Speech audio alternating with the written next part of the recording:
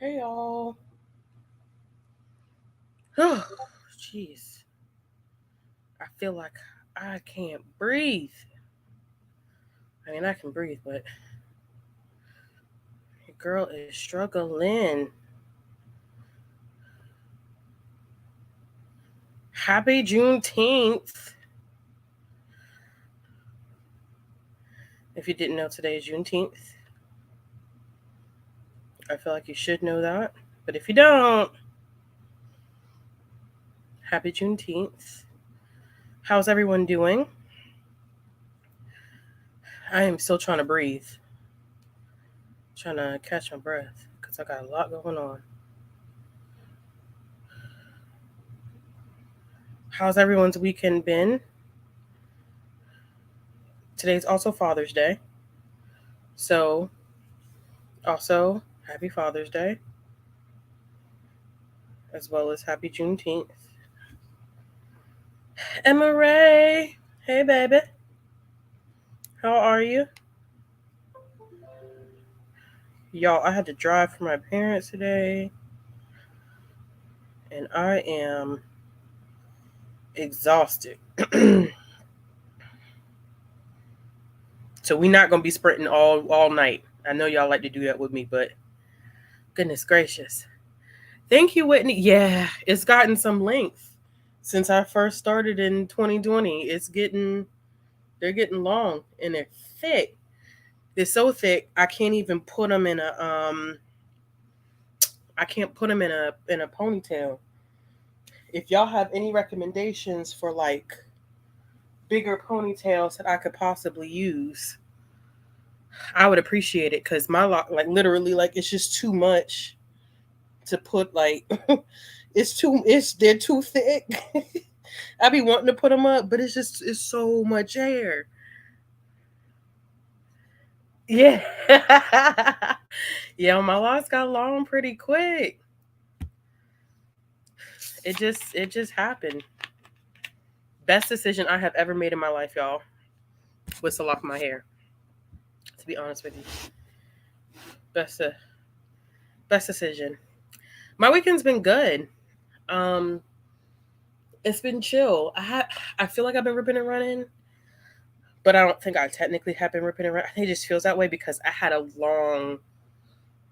long week. So because I had a long week, I was exhausted this weekend. My parents really just spent time with my daughter, so I got to chill a little bit and read a little bit and kind of, I don't know, just sleep a little bit, which has been nice. I've been able, like, on Saturday and today, I was able to sleep until 9, which is a luxury for me because I'm usually up at 6:30 every day. And on the weekends, I'm usually up by like 7. So to be able to sleep until like 9 has been great. Um, no, Kim, I do not. I don't. It's observed by my job, which I believe it's a paid holiday. So I believe we acquire PTO for it. So we get a day of PTO, I believe, for it, but we are not closed. So I am not off. Hi, hi, hi, Sarah. I I would have taken a day off, but I was off on Friday taking care of some stuff. So I was like, nah, I'm already behind. With the nature of my job now, like taking a day off, it's so easy for me to fall behind. So I don't, I have so much time accumulated. Like I think I have a month of time, a month of PTO. And the only time I really use it is if my daughter ever gets sick. But so I don't really take days off, which is unfortunate because I should take days off. But um, yeah, yeah. Oh, y'all are closed. One day I hope we get to the point where we are closed. Like I hope one day that happens. Um, so what has everybody been reading? I am hosting sprints, as you can see. This is part of the Queer Romance Readathon, that was designed by Bethany over at Beautifully Bookish Bethany. I think most of y'all know Bethany because I feel like we kind of share the same audiences for the most part. And it's a whole bunch of us co-hosting it. So today was my day to do sprints. And so I am here today to do sprints with y'all. So you don't have to be reading for the Queer Romance Readathon. Romance is not everybody's thing. But I will be reading romance because, well, I'll be splitting my time between two things. So I'm also co-hosting for the Queer Blackathon with Erica. And why am I, Jesse would kill me if I don't know why I just got hooked up. I've been doing that lately where like I can see someone's face and then their name just it's just completely out of my mind. I did that while I was at work the other day and it was extremely embarrassing. But I'm co-hosting that with Jesse and Erica.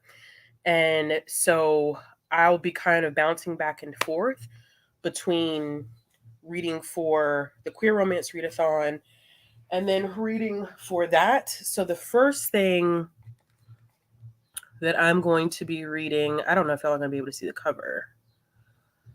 Well, I'm going to try to finish this one because it'll count for both the Queer Romance Readathon and then also the Queer Blackathon. Let's see if this is the cover. Okay. So this is the one. I'll hold it like that so y'all can kind of see it. It's Cinderella by S.T. Lin. It is a retelling of Cinderella. Our main character is trans. And so I'm excited to read the retelling. I'm only 9 pages into it, so I'm not far. And it's short. It's a novella. It's only 76. So I'm reading that. And then I have been listening to Patsy by her first name is Nicole. I know that much. Nicole Dennis Ben. I'm brain is not working today. But I'm reading Patsy. And so far it's been good. I've read Nicole's other book, Here Comes the Sun. And I enjoyed it. And I'm about 47% into that. And I have about 9 hours left. So I'll probably be going back and forth between those two. And then I also need to start Drag Me Up by RM Virtues because the Queer Romance Readathon ends tomorrow and the live show is tomorrow at 9 p.m. EST on Bethany's channel. Sorry, y'all. I'm going to be catching up. Okay, the Stars and the Blackness Between Them. I have a copy of that and I still haven't read it. Is everybody's system closed except mine? It's all right. Ophelia After All. Okay. How is it so far, Kathleen? I want to put it on hold on audio, but my Libby holds right now are a little bit out of pocket. And usually I make it through them pretty quickly, but it took me forever to make it through Kellyanne Conway's book. I finished that today. It was over 20 hours long. And I'm going to be doing a separate video for that. Kind of in the same vein where I read 5 books about the Trump administration. Here's what I learned. I'm going to be doing the same thing with her book. And I made the decision that I will be kind of starting a series of videos in which I'll be reading and focusing on political nonfiction because that's something else that I really, really enjoy. But that took me forever. So I'm kind of backed up on my Libby stuff. Okay, The Air by Katie Robert. Yeah, that's the oh man. I feel like that series used to be, and I know Izzy, you're in the chat. Wasn't that a different name at one point? Didn't that used to be called Theirs for the Night? I could have sworn because I saw that the whole entire series was now on Kindle Unlimited. And I saw the series and I was like, but I thought that this was named something. I could be done. I mean, I could be wrong. For bingo. Cool. I need to start it. Book Lovers, Cafe Con Lychee, Red, White, and Royal Blue. Okay, Zach, I started Cafe Con Lychee and I was bored, like 10% in, so I silently DNF'd it. I hope you have a better time than me.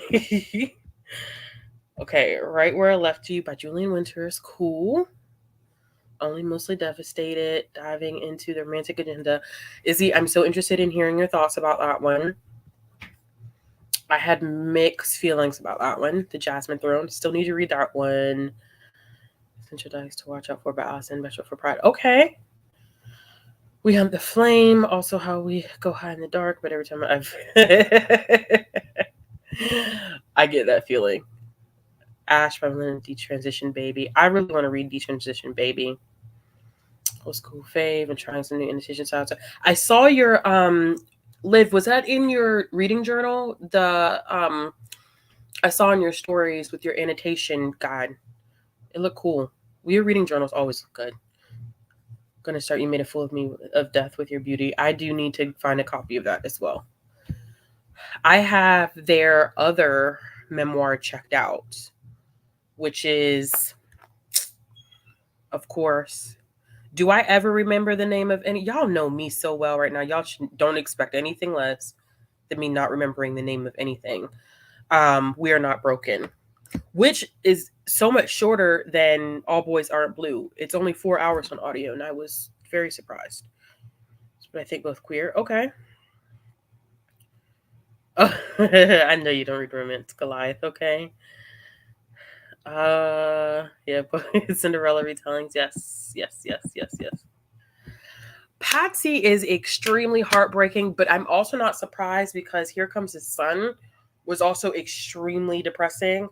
So I'm not as shocked reading Patsy. I think since it's not my first book by this author, but if it was my first book, I'd be like, holy crap. Like I'm in the section where Patsy is trying to really navigate being in Brooklyn as an undocumented immigrant, and she's been there for a while at this point in the book, but still, like, some of the flashbacks that she had, I just dealing with trying to understand her identity. It's sad, but it's not surprising that it's sad because, like I said, just everything is by this author is always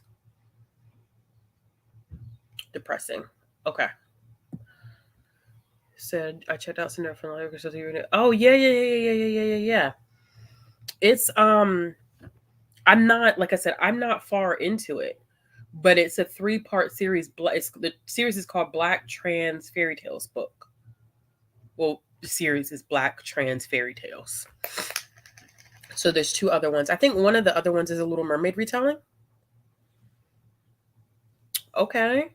Her Majesty's Royal Coven. Oh, A Taste of Honey.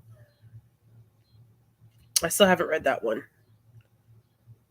Strange Love, Drag Me Up. I heard Drag Me Up is really, really good. It'll be my first Armed Virtues book. Let's see. Oh, not inventory day. That sucks. Good luck. I'm so sorry. I'm gonna say this for my review. It was a lot. It was a lot. I will say that this was her way of, I personally feel, getting back at some people who she feels like did her wrong during the administration. One part of the book that I did find interesting, I don't care for her. I'm sure that's not a surprise. But one part of the book that I did find very intriguing and that I didn't expect to kind of connect with, it was 2 parts. One was about the treatment of women in Washington, even women who have high positions in Washington, 2022, and how women still are treated. She did some interesting commentary on that. And the invasiveness that media can have when it comes to minors who have parents who are in the spotlight. and how detrimental that can be, because I'm sure if you don't know, her daughter got a lot of traction on TikTok and Twitter because of comments that she was making about you know who. Because I feel like every time I say his name, like I get flagged, which is interesting. About him and her mother being a part of that administration. And I did not realize that like there were media people who were contacting her to interview her and to get comments from her at 15 without her parents' consent, which is, if being a parent myself, I do feel like that's invasive and that was inappropriate. You don't contact a minor um, without the parental consent, asking them for comments or trying to get sound bites or stuff to do like that. That's a line that shouldn't have been crossed. Um, so how do I feel about everything else is a completely different story. But those were two things that I think um, that I found very interesting about what she was trying to say. But keep in mind, there was a lot. She's a 512-page book. She is a narrator. Yeah, she is the narrator of it. Take a hit, Danny Brown. I love that book. I believe I gave that one 5 stars. You know, some people, some people would definitely say that I like to torture myself, but I think too, I've read a lot of political nonfiction that's leaned in a certain direction. And so I wanted to read some that leaned in the other direction just to see from their perspective. And like I said, I didn't agree with a lot of stuff that she had stated, and some of the approaches that she had, I wasn't really comfortable with. Nor did I like, nor did I respect. But I think I was just trying to, by reading it, I was trying to not just be so one-sided in any perspective that I was observing, or any books that I was picking up, just staying streamlined to one perspective. I wanted to kind of tiptoe into getting some other perspectives, even if I don't agree with them. And like I said, some of it was interesting because while I didn't necessarily agree with her, she did have some things that I was like, yeah, it's a valid point. I don't like you, but as a parent, there was some stuff that I definitely could understand where she was coming from. Okay, I need to put it on hold then. I think there were quite a few people who like DM me. Like I had put it on Instagram, and then when I had marked it on as like currently reading on Goodreads, there were a couple people who were like, "Yo, what in the world do you have going on? Like, why would you even?" I was like, "It's a purpose behind it." Like, I mean, it took me a while to get through it because it was 20 hours of Kellyanne Conway and in her voice. So I had to do it in chunks. I couldn't listen to it like with some audiobooks, I could just listen to it consistently for hours on end. Like that one, I just couldn't. I couldn't do it. It was a lot. It was a lot. It was such a lot. Okay, I'm the vampire. Okay. I'm just so confused about. But see, the one that I read, which was Theirs for the Night, was about this girl who meets these two guys in a club. She goes out for her birthday. She meets them, and there's a twist at the end with what one of the guys actually is in terms of like his position in society. I feel like that's the same daggone book, and it was called Theirs for the Night at first. I could be bugging though, y'all. I really could be bugging. Because I was like, why does it feel like she renamed not me sitting here on Google really quick trying to figure out like what in the world is going on. Let's see. Oh, okay. It's a Twisted Heart series, and it still is called Theirs for the Night. Okay, she just changed the covers. I didn't know there were 7 books. Katie Roberts has a huge backlist that I just thank you, y'all. 2 different series. I appreciate the information. think I'm journaling directly in my favorite books, and so I'm skipping the reading journal. Oh, you journal directly in your favorite books. It looked like a daggone journal page. Ace of Spades, Boyfriend Material, and how do we relationship. I read the second volume this weekend, and Izzy, y'all were right. Man, that relationship, I just see it going left. I read volume 2 this week, and I was like, oh yeah, this is not. It just didn't feel healthy. It didn't feel healthy at all.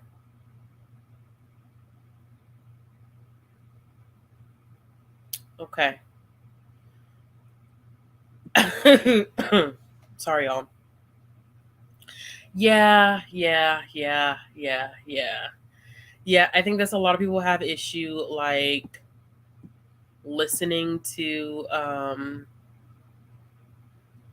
listening to her voice for an extended period of time. It would be it'd be awful. But I mean, it wasn't that bad. I recommend definitely checking out too the interview that she does with Trevor Noah. There's 2 interviews that I watched of her this weekend that I thought were very balanced reviews in terms of how the interviewers conducted themselves. She did one with Trevor Noah, and then she did one, I forget who else was on the panel, but it was interesting watching her and Cornel West sit on the same panel and have a conversation. So if you just Google her name and Trevor Noah, and then her name and then Cornel West, those are 2 videos that I highly recommend checking out. All right, y'all. How long do you want to do this first sprint for? My back is killing me. I'm probably only going to go till 10:30 because I do have to work in the morning. So let me know how long you want this first one to be. Let me go ahead up and pull Bree's timers up. I don't know why I didn't do this beforehand. 1 hour. We can't do an hour straight. If we do an hour straight, I promise you, I will not be present when it's time for that hour to be up. Not gonna even lie to you.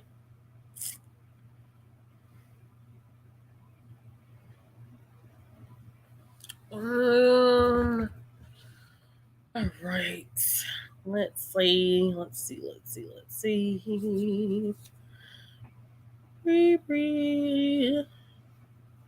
Reading study. There we go.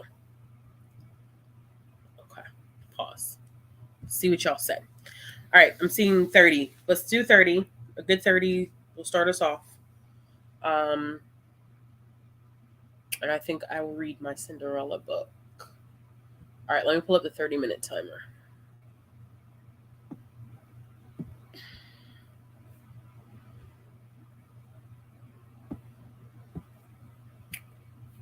Oh no. Okay. And I don't know how this goes with like sharing your screen and doing all the things. Chrome tab. Okay. All right, y'all. Let's sprint. Let's do this first 1:30. Come back. We'll chat for a second and then we'll decide on another time.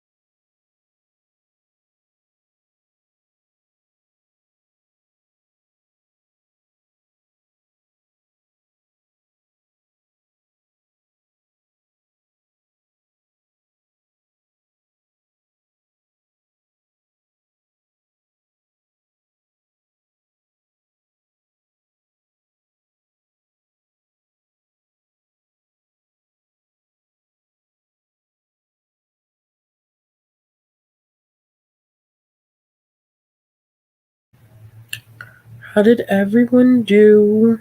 I try to come in gentle so I don't scare anyone. Hey Tia. Hey Kayla. I read a little over 20 pages, which is not bad.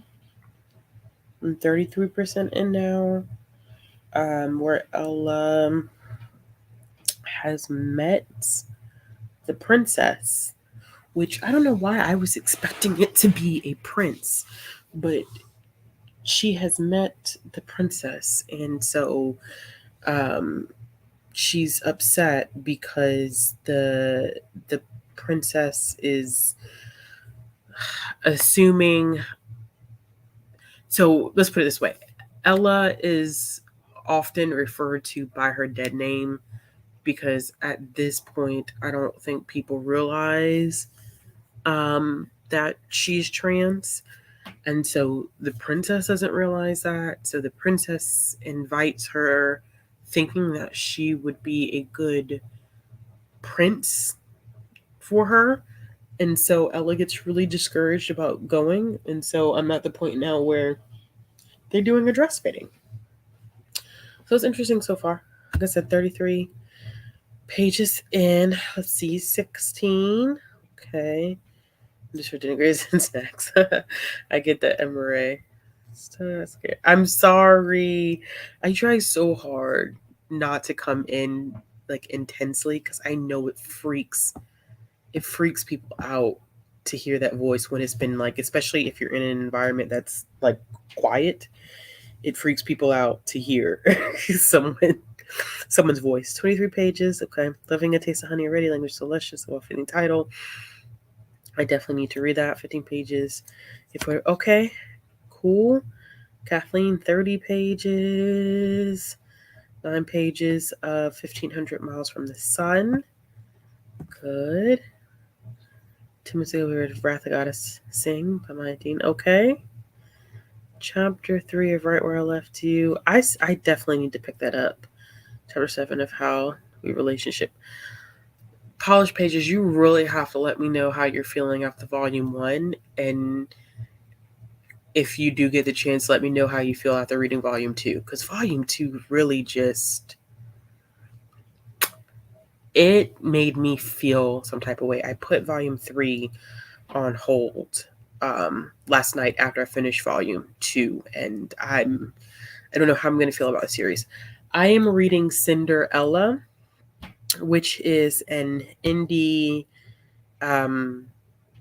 retelling of Cinderella, with Cinderella being trans, and the series itself is called Black Trans Fairy Tales. I forget what book 2 is and book 3. I think one of the 2 books that's left in the trilogy so far, because the 3rd one doesn't come out until next month. One of them, I believe, is based on The Little Mermaid as well, so I'm interested in picking that one up. Bingo Love. So Bingo Love is I felt like it wasn't as for me it wasn't as insta-lovey because of the time span. How time plays a role in it. But I love Bingo Love. That's one of my favorite stories, graphic novels. And T Love never, is that the creator?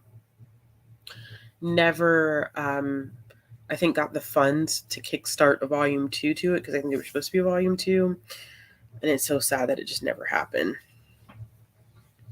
13% of all boys are blue.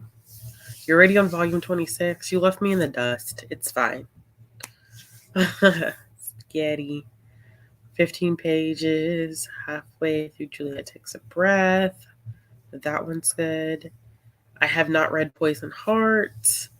I am interested in reading it. I was not a huge fan of Cinderella is Dead. I don't feel like the world building was that good in that one, but I'm still interested in trying out something else by Kaylin Barron.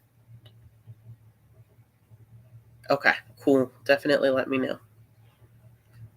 Oh, I'm not following you up tonight, Yanni. I'm too tired to do you and Bethany. I'm too tired to do with y'all tonight. Yeah. I've read it a few times. It's definitely great. Yeah. Yeah. Yeah.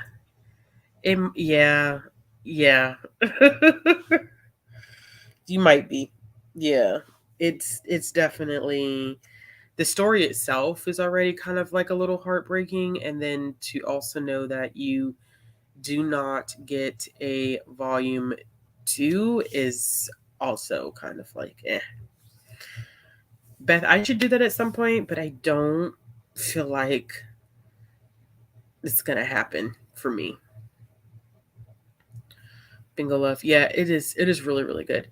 I will check out. I need to see if we have an audio copy. I don't think we have an audio copy of Poison Heart. I don't think I got that. But the sequel to that one comes out this week, right? Is it this week or next week the sequel comes out? It's got to be this, or is it next month? Sometime soon, I think the sequel to that one comes out. Okay. 3 volume puzzle edition. Okay. That sounds interesting. After Hours. I think. Is this week? Okay. I wasn't I couldn't remember because I try to line up when books release on Tuesdays. If y'all didn't know, which I'm sure most people know, but actually before I got into my job now, it didn't click in my head that new release days were on Tuesdays. Like it just never, for some reason, it just never. I don't know why I never made the connection that new release day from publishers is on Tuesdays. Predominantly, there's some books that release other days of the week, but primarily you're going to find that most books are released on Tuesdays. And I was very shocked that I didn't put that connection together. But I, whenever I do selection for the ebooks and e-audiobooks for my system, I make sure that we have those on release day as well, ready to go. Even though chain supply stuff and vendors and getting the physical book is more difficult now than it's been in the past, we don't ever get anything on release day anymore. So, yeah. Yep. So I try to line it up. So that's why I was like, it's got to come out soon because I've had that date or that thought about that date in my head. No, to my knowledge, Whitney, like I don't like I read Bingo Love a long time ago. I reread it last year, I think. I think I reread it last year when I helped out, or maybe it was the year before it. Whatever year I co-hosted Blockathon, I read it again. But since then, since the first time I read it, like the creator has not been able to get any financing, I think, to get volume 2 started. So it sucks. Tia, I'll be really interested in seeing like what you think of How Do We Relationship, because it like Izzy and Shay both told me that it gets very interesting in terms of like how their relationship progresses. Get that out. And you can kind of see some of that in the first volume, but in the second volume, it was like, yikes. Like some parts of this, I mean, I think some of it was normal, but some of it was like really, really intense, and I did not always feel comfortable with it. So, yeah. Yes, okay, good. All right. I'm glad that I'm not the only person who did not. It took me a while to make that connection that new release day is on Tuesday. Like it really did, until I started working in my current job. I was like, oh yeah, like so all the new books typically come out on Tuesdays. It's a very interesting thing. Yeah. When you start I didn't even think I realized it then. Yeah, there's a select day for movies, music, and books and magazines. Very, very interesting thing. Yeah. Yeah, it's because the major days, I think, for all the publications, like with music, magazines, and all that stuff, is Tuesday, Wednesdays, and Fridays, which is very, very interesting.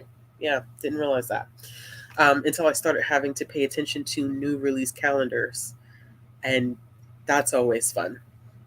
All right, y'all. What do you want to do in terms of time for our next sprint? Since we're all caught up on comments, do you want to do 30? Yeah, yeah. It's very weird. And then you'll notice the outliers. Like you'll have those random books that come out on like a Wednesday or a Friday, and usually it is not that many titles, especially when, because Publisher Weekly, they only break it into two categories. So they have a children's list and they have just a new release list. So like the children's list includes YA, which people don't realize that I think a lot of times is that YA is included in the children's list. And when I look at the children's list, it's so easy to tell, like it's so easy to tell when something's releasing on an off day because everything will be Tuesday. And then you'll have a random like one book that'll drop on a Wednesday, which is, I don't know why they do like the random Wednesday sometimes, no idea, but every now and then you'll catch that one book that just drops. That is odd, Kayla. Like that is very, very odd. I don't know how much publishing dates typically like change. Um but I've been noticing a lot, and I think it's had a lot to do with the what's it called, with the supply chain, which people are doing fireworks. Like happy Juneteenth, but my goodness gracious, it is 9:37. Um, sorry if y'all hear that, but it's not gunshots today. It is fireworks. Um, but I've noticed that like a lot of dates have like they change so much because of supply chain. Like literally like weeks before something will drop, the date will randomly change, and it'll change, and it's publishing. Poor things have been a mess, a whole lot of mess. I don't know what's going on. Like I would be convinced that something's releasing at one point, and then when I go, and the only time that I truly notice that release dates have changed is when I go through the back end of Libby to select and purchase ebooks and audiobooks, and then I'll have a list compiled of new releases that I need to get for Tuesday, or to make sure everything's up on Tuesday, and then I'll see dates have changed on books that were originally supposed to release on Tuesdays. It's thing, and then two. Here goes another interesting thing with ebooks and audiobooks. Um,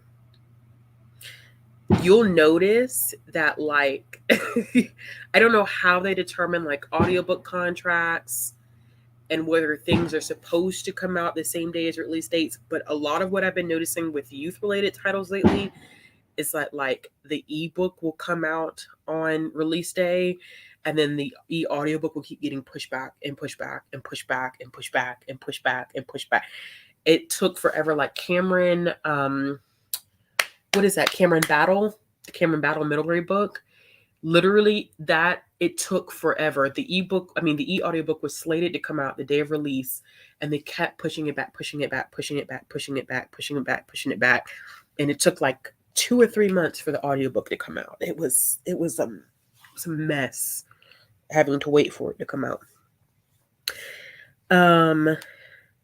Yeah, they are. It's like literally like right outside my window, which is why you can hear it like so loud.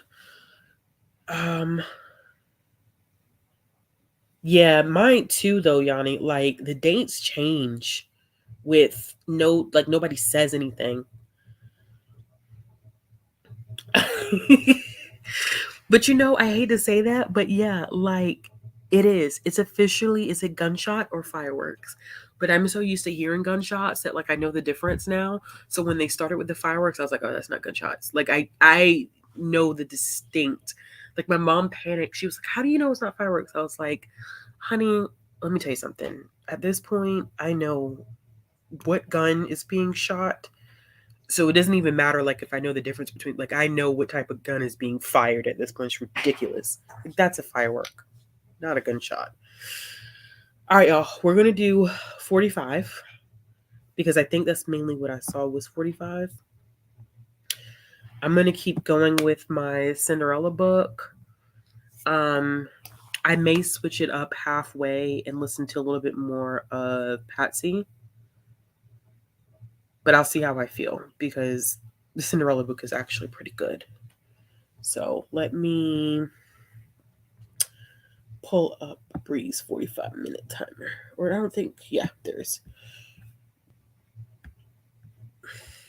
Hold on.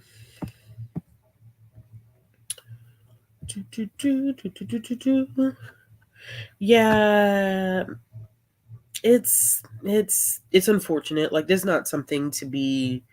It's not something I'm necessarily proud of either. To be like, oh yeah, I know the difference between gunshots and fireworks, and I can tell you whether it's an automatic or not that's being fired off, or what type of gun is being shot. Like, but you become so. I get now the whole conversation about people getting. You become so used to it that you essentially become numb to it, which is not good because of, like, it's trauma like over and over and over again, but you are so used to it that it just doesn't phase you, and it's not healthy. Like, I remember New Year's, me and my neighbor were just kind of hanging out, and we hear somebody shoot off 6 rounds, and we just like, oh yeah, they shooting again. And it was very, like, nonchalant, and we both caught ourselves, and we were just like, dang, like, we've become very just sterilized to hearing gunshots. Like, it just doesn't phase us to hear somebody shooting a gun, which in a normal situation, hearing gunshots would probably make the average person panic. But when you're in a situation where you're constantly hearing gunshots, it's not a big deal anymore. Like, you expect it. And like Kathleen said, like, especially around holidays, like New Year's, like, you expect people to fire their gun off. Like, that's just 4th of July, like, people shoot. And I mean, wouldn't you hear it? And if you can tell the difference between someone like shooting a gun off and someone shooting fireworks, you would, the difference between the two. But that's neither here nor there, unfortunately, y'all. Yup. Yeah, getting desensitized to it is never a good thing, but it is a thing that happens for a lot of people. All right, y'all. Should be able to see my screen now. Let's do this 45-minute sprint. We'll come back and we'll chat, and then we'll do another sprint after that. Happy sprinting.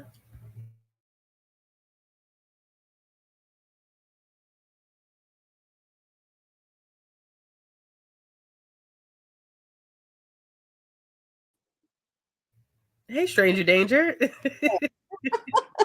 I was like, I saw you pop. I was like, wait, who's that? How are you feeling? I'm feeling better. Okay, We had a good. good day. Yeah, I just was like, well, I know it's a little late, but why don't I come say Just come hi. hi? I'll hang out for a bit. Yeah. Yeah. We just started a 45-minute. Okay. Yeah. I'm up for it. All right. All right.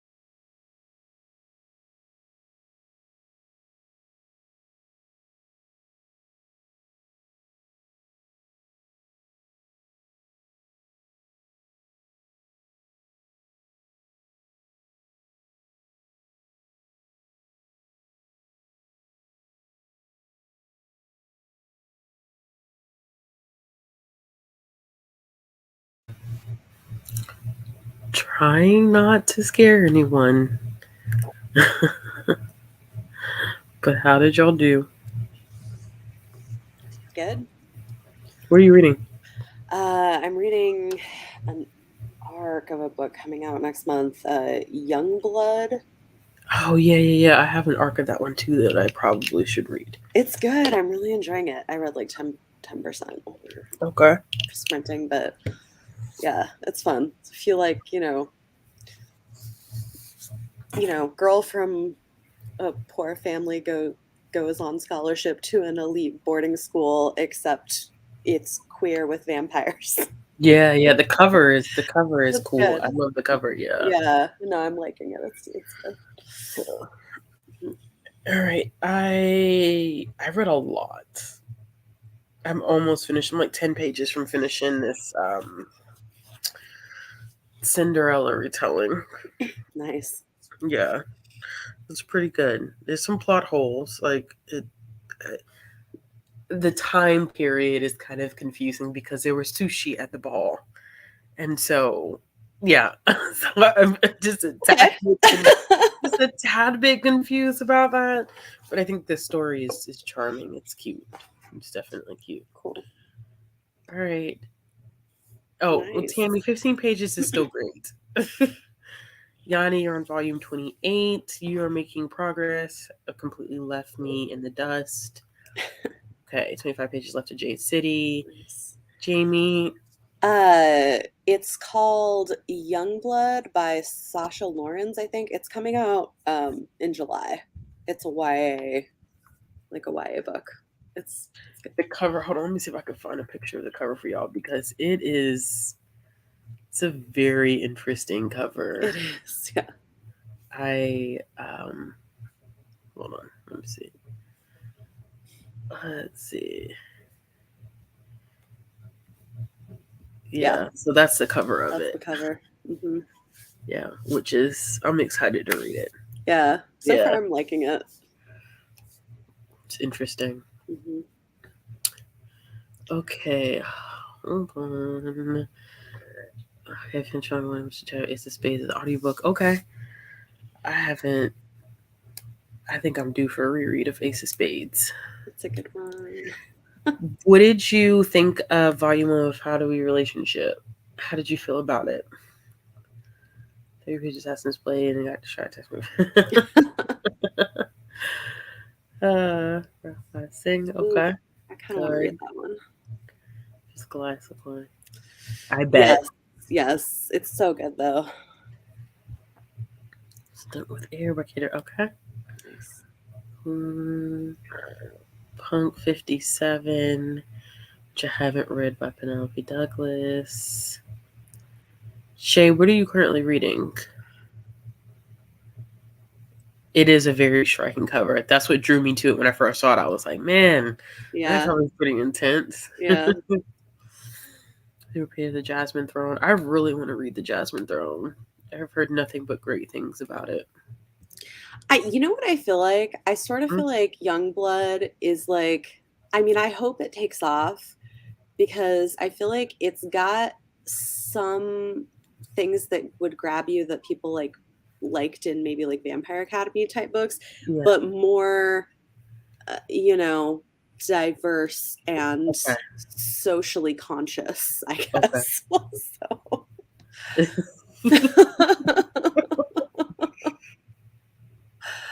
I think do I have a copy of Laura Dean Keeps Breaking Up With Me? I feel like I do somewhere on that comic and graphic novel shelf. I still haven't read it. I'm down. That's good. Wow. I should probably do the same as well, but it's not going to happen. I'm not going to set myself up for that. Is this just owned altogether, not unread? I mean, because if we're talking 16, I have like 450 like unread owned books. I feel like mine is worse than that. Which is, I mean, it's ridiculous, but I definitely feel like mine has gotten progressively worse. Like, There's like just now it's to the point where I don't even have shelf space anymore. Oh my gosh, So they're yeah. getting stacked up like on the floor. They're just stacking.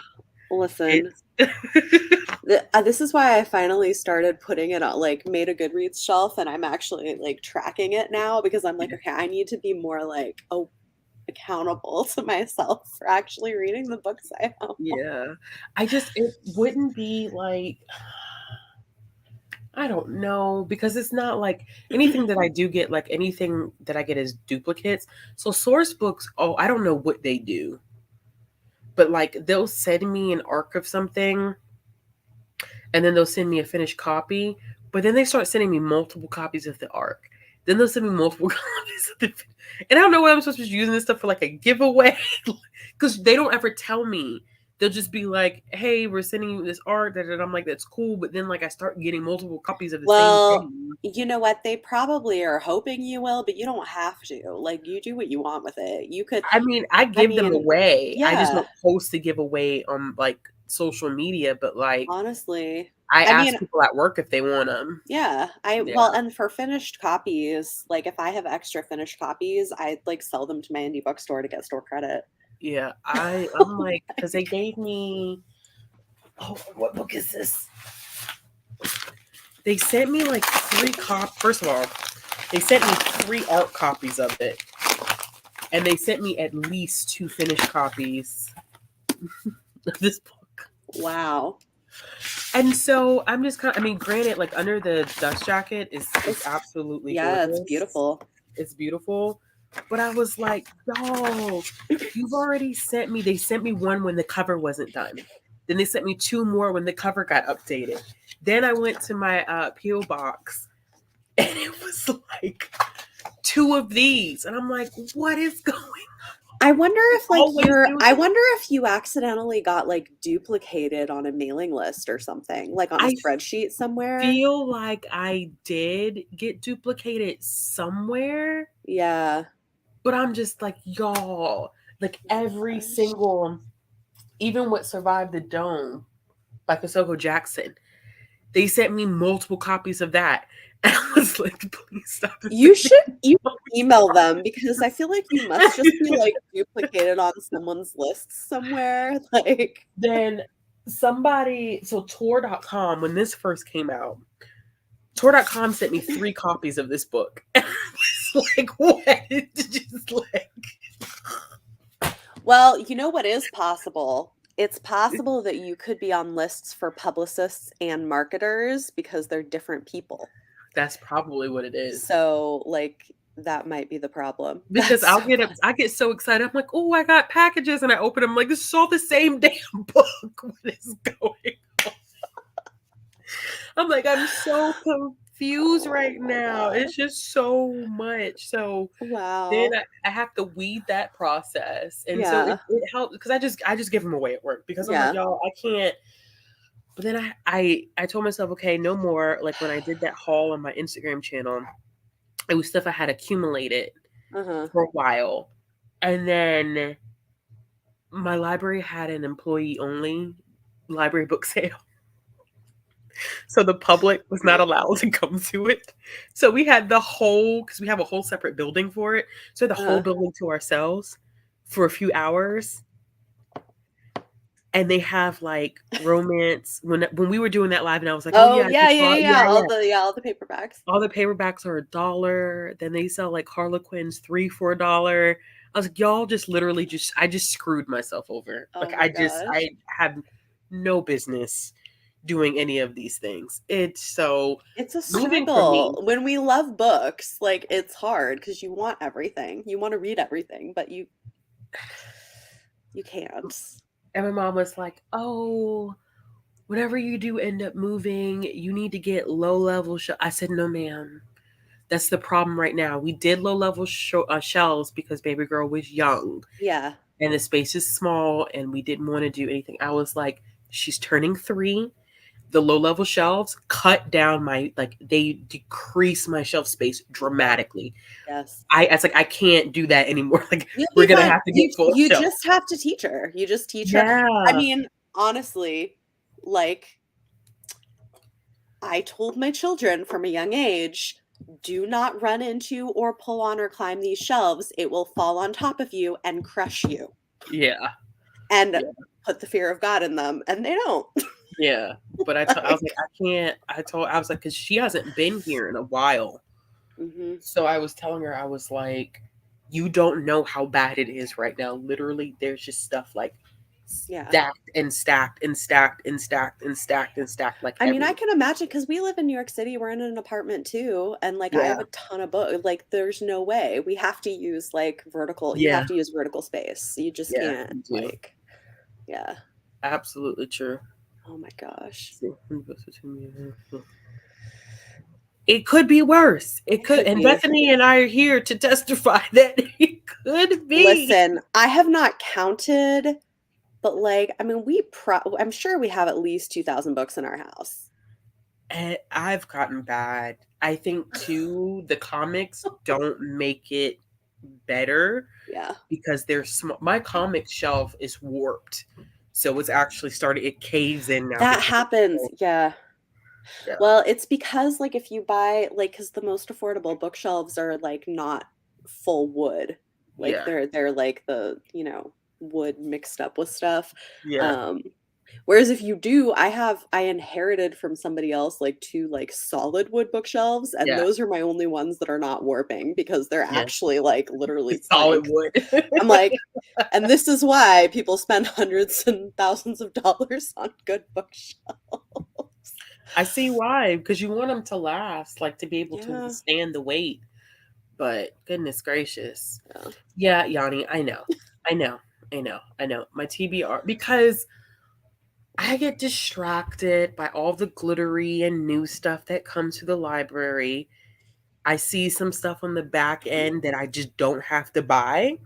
And then that becomes a priority instead of like shopping my shelf and reading what's on my shelf. And so here we are with books just everywhere and not a lick of them ever really gets read, to be quite Okay, honest. so you know what this is why, one of the things I do with my stats is I track with my audiobooks, like if it's something that I owned physically that I'm getting off my TBR, like I track that as a stat, and Yeah. then I will like request from the library or like whatever audiobooks for books that I own Yeah. just so that I can actually like read some of them.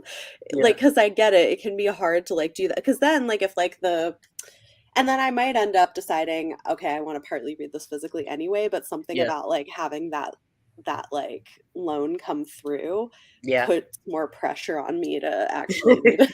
To read it. Yeah. Yeah. I've seen a lot of people who are like, they have started getting rid of their physical books because they don't reread them. I'm a rereader. I reread. So I am, and when I personally buy, I usually am it's either one that I've already like, it's part of a series, something that I've wanted to collect, or probably something that I'm going to end up rereading. Like the last haul that I did, most of that stuff was the Rick Riordan Present stuff, which was very intentional. Yeah. And then the other stuff was from authors that I had been looking for, like their new releases, or like I had read their stuff already.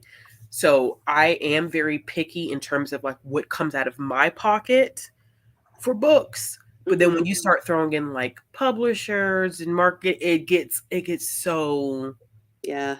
it gets dicey. Hmm. And sometimes too, like if I haven't read something and I know like the multiple copy thing, or like I know like, they sent this to me and I'm like, I didn't request this. I'm really not interested. It comes unsolicited. I'll give it away to Yeah. somebody at Oh, work. Yeah, yeah. I'll Yeah. just give it away because there's just no purpose in me keeping it. Like No. I got one from somebody this week, and it was like the most random book, and I was like, I didn't request this. I'm not sure why this was sent to me, but somebody else would probably really, really enjoy it. So Hmm.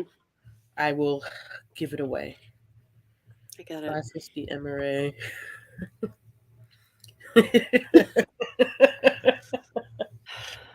Oh, Shay, your manga collection alone is mind blowing, to be honest with you.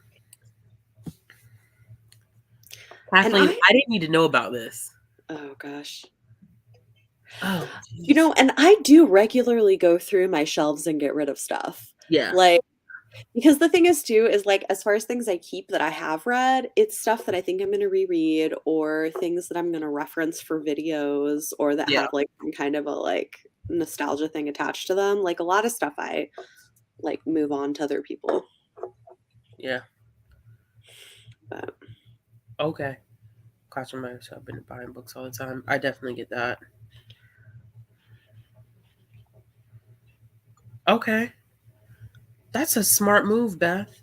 I think mhm. for me, like I may have to it's gonna have to be some unhauling that's gonna happen for me. Like I'm gonna go through just looking around. Like there's some stuff that I'm kind of like, do I really want to keep this? But I did a major unhaul like a month ago. And I mean, like 3 or 4 bags full of stuff that I just Mhm. knew I was not going to read. And I gave some of it away to my colleagues and other I went and took to the secondhand store for store credit. So, but Yeah. I'm sure I need another wave. If anybody has any tips about moving books, I would love them. I mean, put them in small boxes because they get heavy really fast. Yeah, so I've heard. Yeah, I've So I've moved heard. across the country with books. I've always And what's weird about it is when I first moved in here a few years ago, I did not have nearly as many books as I have now. Mhm.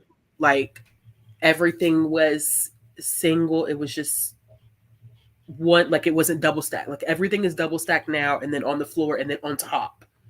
And Yeah. before it was just everything was just singularly filled in. But since I've moved here, it's oh shoot. Yeah, I get it. I have like in my closet, like bags where I put books that I'm unhauling, and once I get a couple filled up, I'll take them to my indie bookstore and Yeah. like get store credit for them.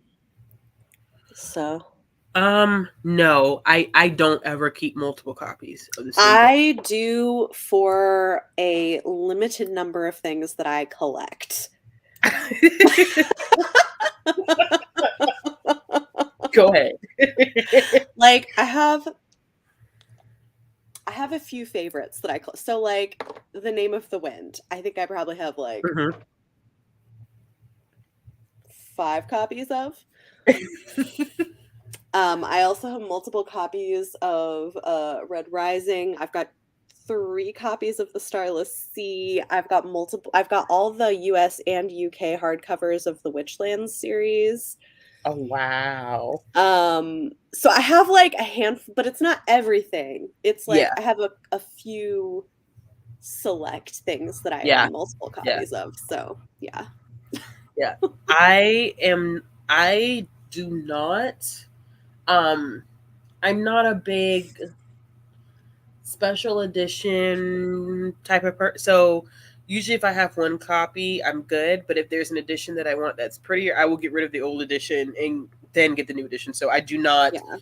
um That's fair. I do not intentionally or actively collect. Well, but some of them are like art pieces, like not really for reading so Yeah, much as no, I like, get that. I yeah. definitely get that. Yeah. Like I haven't, it'll be in my next book haul, but I finally got last fall is when I pre-ordered it. I splurged on this really gorgeous Subterranean Press edition of Mexican Gothic by I Silvia saw it on your Monteverde. Instagram story. It's so It's pretty. pretty. It is Yeah. pretty. Yeah, it is gorgeous. Yeah.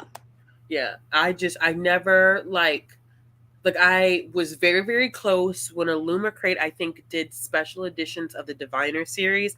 I was Mm, very, very tempted.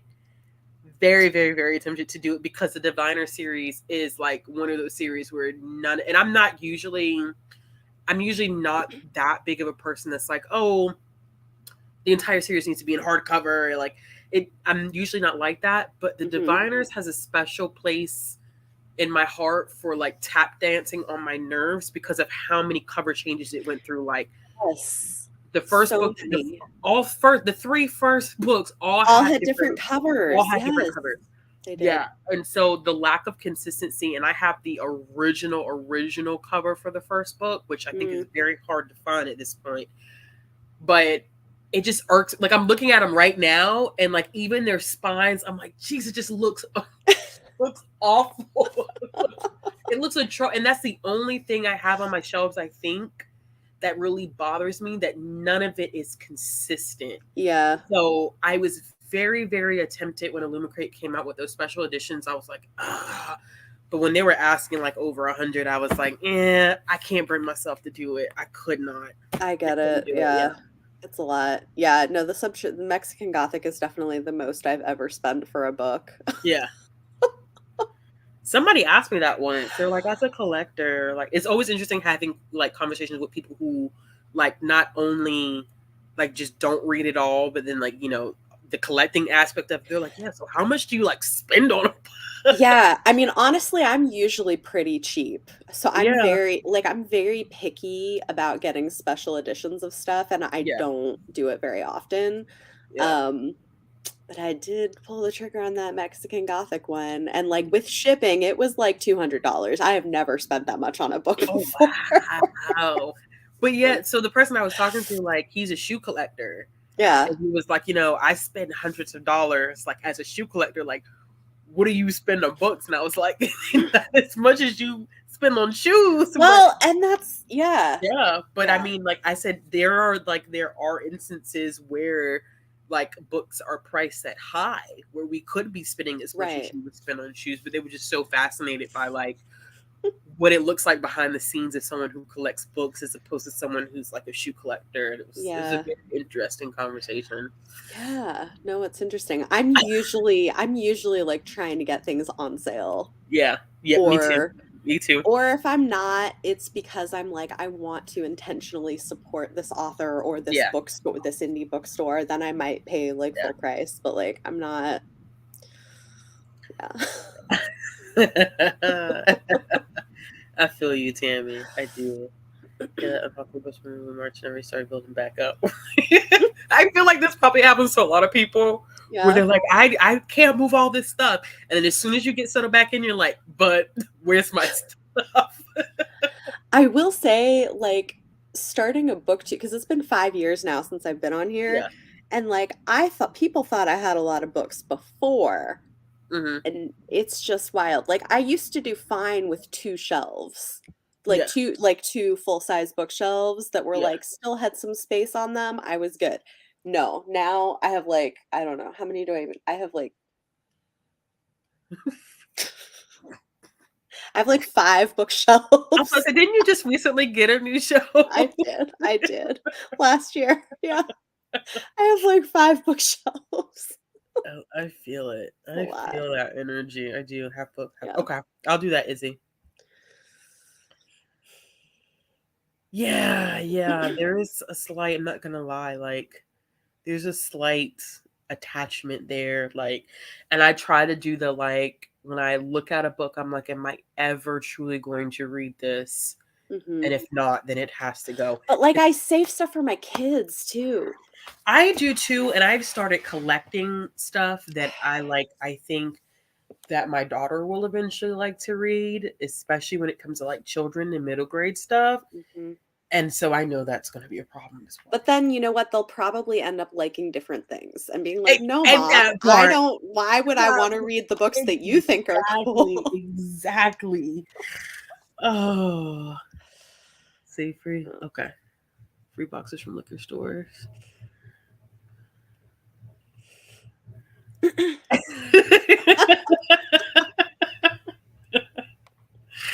It does get tired really, really quick. And I think for me, like it's going to be going through and seeing stuff that I really like have not put hands on. And because sometimes I'm not gonna lie to y'all, and this is horrible on my part. I often forget what's behind the first row of stuff. Ashley, I do. I have a great idea. Okay. We should do a collab because I was doing a thing with some of my patrons and we were kind of developing this idea based on, so one of them is Jessica Williamson, who did this video once that I've been like, I want to do something like this. So we developed this idea. We should do this as a collab, so we both do it. But this was the idea, is to do Hunger Games DNFing off our TBRs, where you pick like 12 books that you think you might not like that you're like, I don't know if this is going to be my thing. read like a certain amount of it and like go head to head, and you have to read at least one of them that's left at the end. But like, you know, We should do that. you want to do it? Yeah, we should do it because Okay. I feel like there's been times when I've gone behind the first row and I'm like, yo, like I didn't even know that I own this. Like this is just what I'm like, oh yeah, I do own a copy. It's horrible. It's so bad, and Well, I because know like, I need to well, do like better. I have stuff too that I'm like, I kind of want to try this book at some point, even though I'm not sure it'll be for me. So I know I have stuff on my shelves that I could easily pull together for something like that. I do too. I'm telling you what, because there's some Debbie Maycomer that's sitting over there that is good. That is, I don't know why, because I think I've read a couple of Debbie Maycomer's books, and I thought that they were pretty solid. Like they were, Yeah. 3-star reads. Yeah. And so I think like I had gotten some free or just some free used mass market paperbacks of some of her stuff. And I keep like trying to be intentional and say like, I'm going to pick this up. And Debbie just keeps sitting right there in the corner. Just keeps sitting and sitting. So I don't know. Like, I think I've read one of her books and it was fine. Yeah. But I have never felt like an urge to pick up another one. I think I went through a phase because the location that I used to work at was very big on Debbie Maycomer. Like, there are people who love her books. What is the other author? You know? Debbie Maycomer, and it's someone else. Danielle Steele. Oh. And Karen White. And I'm just like, it was very indicative of the area that I was working in at the time. Yeah. And I just want to see what all the fuss is about. Yeah. So I read a couple of Debbie Maycomer books and I was like, this is not too bad. I mean, we're not going for diversity or any versatility here. No. They're very cookie cutter. I mean, I think her books are fine. Like they're perfectly like good, but I just don't. I don't know. It doesn't do it for me. Like I could take it or leave it. Oh goodness gracious. Oh man. All right, sorry y'all, trying to catch up on some comments. Yeah, make room for the new one. I hope it was good, Jamie. Okay, I get you, Aaron. Oh. Oh yeah. I have I have some copies of Jane Eyre also. Yeah, that's fair. Yes. Okay. So here is something where I will. All right. So we're talking about books. I was not even in the mind of talking about comics. Comics is a different ball game. Yeah. And it's disgusting. It can get very disgusting. So like, I'm slowly collecting, and Shay, you will get this. I'm slowly collecting the Sailor Moon, the big edition. They're like $30 a piece, and I already own the regular size manga, the series. But I'm collecting those, and then same thing with like single issues because their value increases over time, especially if it's a first run and certain variant editions. Like I had, and especially if it's an introduction of a new character. Like I didn't even end up liking the whole series, but I ended up buying a 3rd issue of America Chavez, a new run of it, because she's in the new, what's it called? The new Multiverse Madness, whatever his name is. Doctor Strange. Yeah, she's supposed to be in that one. She is. They redid her storyline specifically because that movie was coming out. Okay, yeah. And the 3rd issue is an introduction of a never before seen character. So when I bought it, when I went to my local comic book shop and I had it on my pull list, I paid $3.99 for that issue. When I went to go pay for it, the guy that runs my LCS was like, yeah, you know that this issue's already selling on eBay for $35. So it can get very tricky with comics because like, even with like, for instance, Future State Wonder Woman, I have the trade edition and I have the single issues of it. And it's the same content, but the issues have like the variant covers. And I just literally wanted it because of the So comics, I do get the special editions, the different covers. you'll see me have multiple copies of that stuff. And will I read it? No. I have a variant cover of Nubia as Wonder Woman in a solo run that they just did, and I will never read it. I just got it because I love the cover. I think it's beautiful. It's a variant. I have a digital copy of it. I will get the trade copy of it, but I will never touch that single issue. It will always stay in the plastic. Yeah. It's yeah, comic books. I'm sorry, y'all. I'm like, oh yeah, I don't do multiple copies with special edition. With books, I don't. With comics, oh my gosh, it's just. Listen, we all have our thing. It's okay. It's okay. Yeah. Well, and I'm like, I have not touched that because I just feel like it would be a whole rabbit hole. So instead I've just like, I'll occasionally get like a trade, or I did buy, because it was really pretty, like the first book of Monstrous, which has like, you know, multiple volumes. Those are expensive though.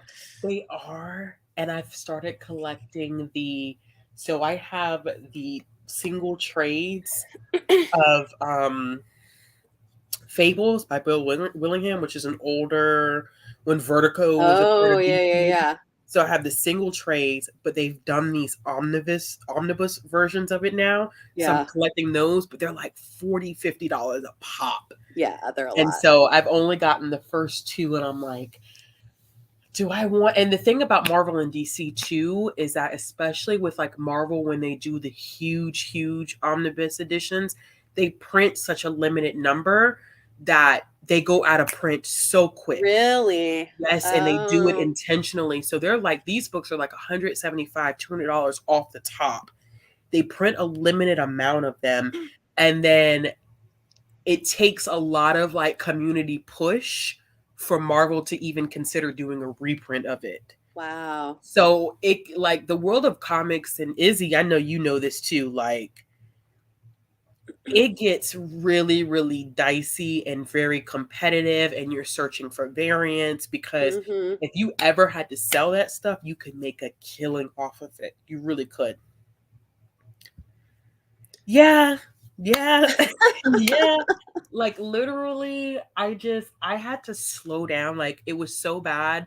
Like, I was such a frequent person at my LCS that, like, when I pulled back, he called me. He was like, Ashley, like, are you good? I was like, yeah, I'm good. He was like, we haven't seen you. Like, you've been so good to us, and we just want to make sure that you're, like, you know, you're good. Like, not asking you to come in and buy anything, but where have you been? Because I used to go every Wednesday religiously during my lunch break. I would be in the shop, and I would be chatting up with the guys in the shop. And, like, I mean, I was dumping probably easily like $75 a week. Oh my God. My pull list was and like I started looking at my finances, and I was like, I can't do this anymore. Like, oh my God. I cannot spend $75 a week at the comic book store anymore. But they're raising the prices of single issues too. So, like, where they used to be like $2.99, $3.99, like, DC especially have started selling books $5.99, $6.99 a piece, which doesn't sound bad. No, but if it's just for a single issue, that's a lot. Like 30 pages. Yeah. I mean, that's the thing. I mean, you figure like like a Harlequin mass market, like, new is like $5. Yes. So that's basically, it's like the same cost, but that's like a full printed book. Like, it's a lot. It's a lot. Yeah. Wow. Yeah. The variant covers for Nubia, y'all, are bad. Oh my gosh. It's just, they're so beautiful. So I will drop a penny. I'll drop a pretty penny on it. And even with Far Sector, you cannot get the first issue of Far Sector without giving organs. It's expensive to get that first issue now. Yeah, because people hadn't seen it before. Joe was a new character. It's ridiculous. It's so good. I mean, I have the trade, and but it's just, oh my God, it's so good. Is she doing more of that, or is that it? I think that anytime that they bring on typically bring on authors that typically write prose, they usually keep them pretty self-contained. Yeah. Because even when DC brought in what's her face to do Nubia, the real one, they keep them all pretty self-contained because they don't want them tied up into the multiverse. That's Marvel and DC. They don't let them touch them because it's too much. Yeah. I mean, she could. But I mean, she could do more with that character. Yeah, she could. But see, they let her do that self-contained. I don't know whether they're going to give her more. They let her do that self-contained, and then Joe switches over to being a part of the main Green Lantern storyline at that point. So when you pick up Green Lantern, the newest, they didn't really start over, but they kind of did start over with Green Lantern. She's in that now. Okay. But I don't know if they'll ever bring her back to do more of like a solo book of, I mean, never say never, but I don't know if they plan that anytime soon. Well, I will read whatever she writes. It's great. Whatever Jemison wants to put out, I will be there for it. So. Oh wow, Yanni. My grandmother, and I don't know whatever happened to them because she passed away, and I don't know what my family ever did. That's where I get it from. My mother's mother was a very avid reader. I mean, this was very into Stephen King, James Patterson, Dean Koontz, but like met them and had books signed by them. And I know that nowadays, like, they would be worth a killing. Well, and like when I was growing up, I think at some point, because we needed money, my mom sold them, but like she used to have, because she had inherited like all the first edition like Wizard of Oz books. Oh shoot. Yeah, like all of the whole series. Like we had a ton of them, like all in hardcovers. They were beautiful and illustrated and everything. And like I think at some point, because like we were in like rough, finances and stuff, she sold them. But yeah. Oh wow. Yeah.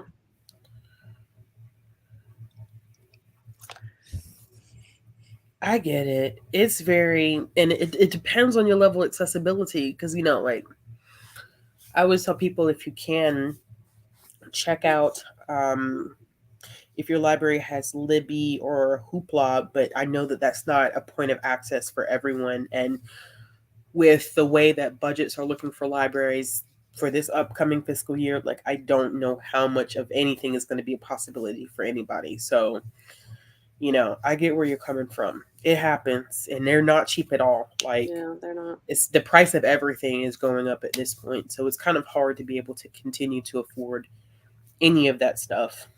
Yeah.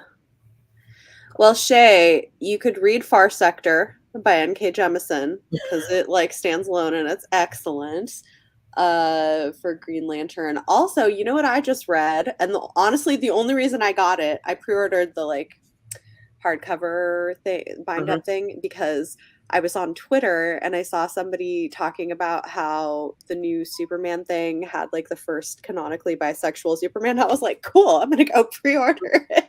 And it's really fun. So Superman, son of Kal-El, like it's like Lois and Clark's son, and it's cute. He has like a whole little super powered boyfriend, and it's cute. Yeah, Shay, I wish I could give, DC has been a little bit easier in terms of like clarity of where to start, but I know that for a lot of people, the best advice I typically give is like pick your favorite character and just start there, and eventually things will fall into place. But it's very hard. And even comic book, like, because I keep up with like Comic Tube, they don't read everything either. Like, it's impossible.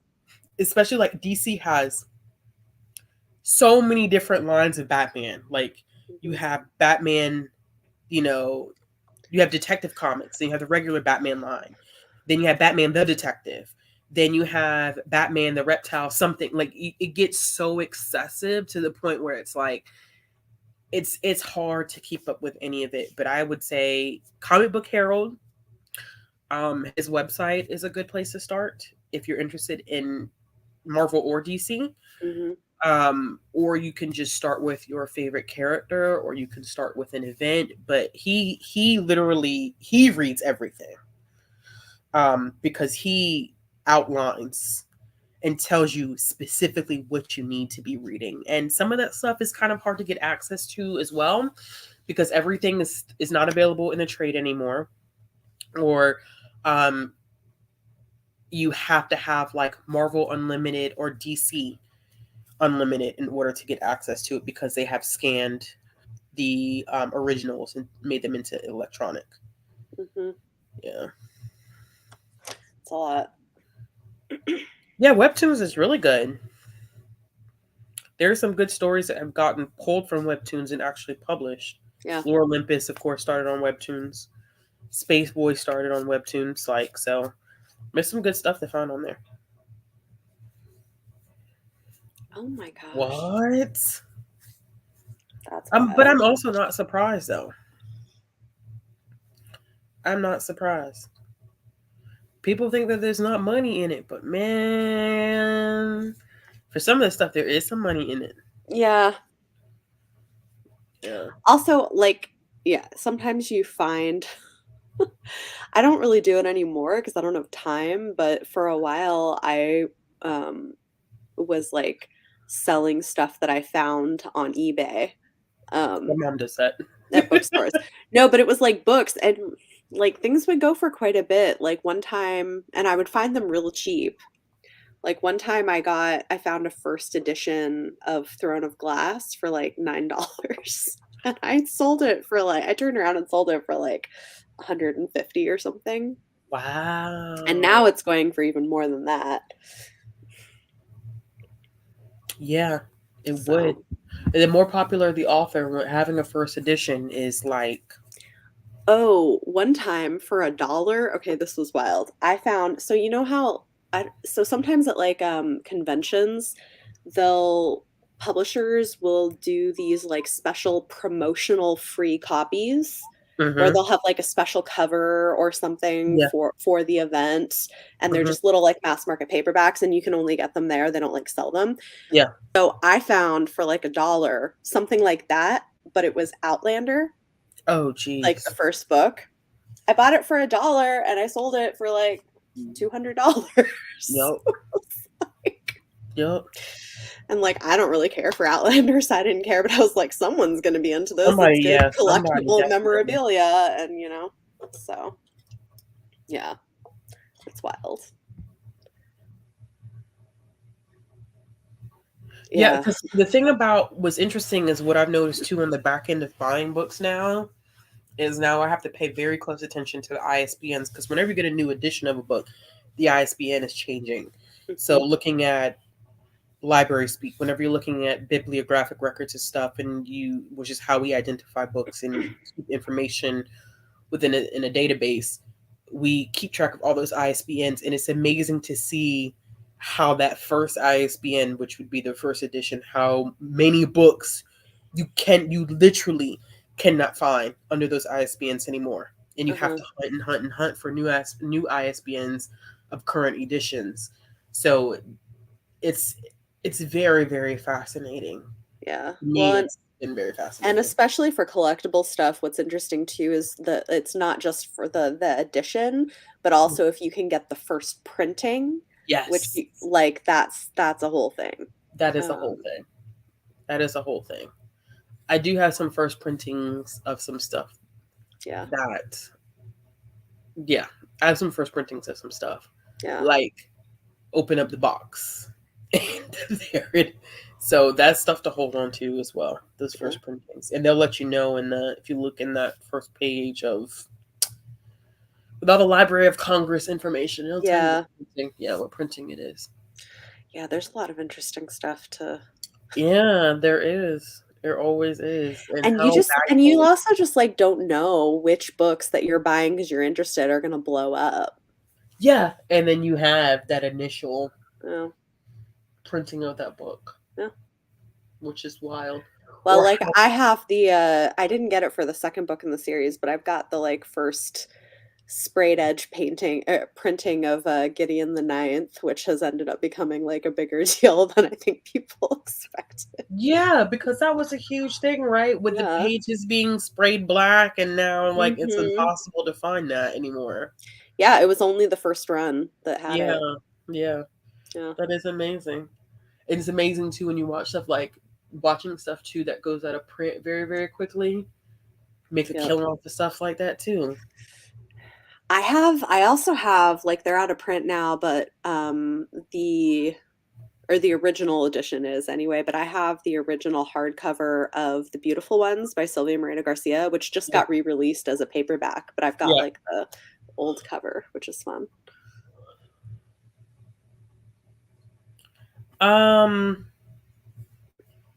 So it works. I think every library is going to work a little different in regard to this.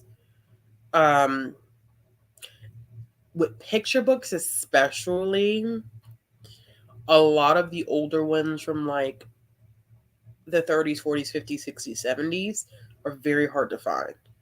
But what my library does is we keep the last copy unless it's damaged, and it goes into what we call a repository where we house them.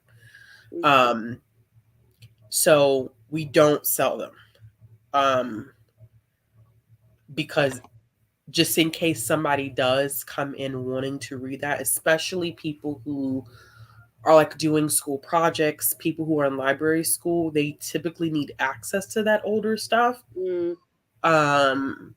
People have donated stuff that has been worth a lot, and I don't think that they realize that it's been worth a lot. They just they're like, oh, I don't want this anymore, and then it comes to us, or it goes to the people who run our library book sales, and it's like, oh, this is actually worth quite a bit of money. But yeah, I think library collections typically have a lot. A lot of people do donate to New York Public Library too.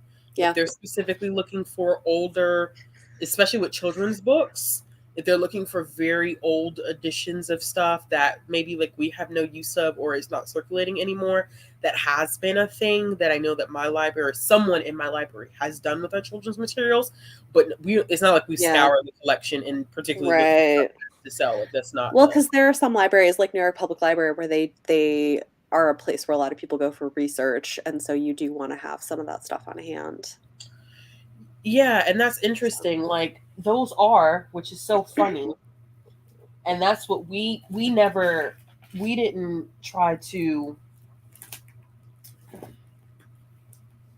So these are books that are probably right now, because of the fact that they're no longer going to be in print, are going to be worth some money. But we are still circulate. Like nobody's, we haven't really seen an issue of people trying to take them and sell them. I just feel like some people just didn't care. Like you're like, okay, like, but I'm sure some libraries have had the issue of people attempting to take them out of the library and sell them for money. But then it kind of sucks because once you do that, then you have to explain, well, these books are still out, so got to pay the fine. So yeah.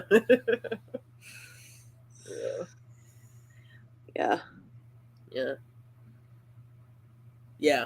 I know some libraries that did that. They put them into special collections. Yeah. All right, y'all.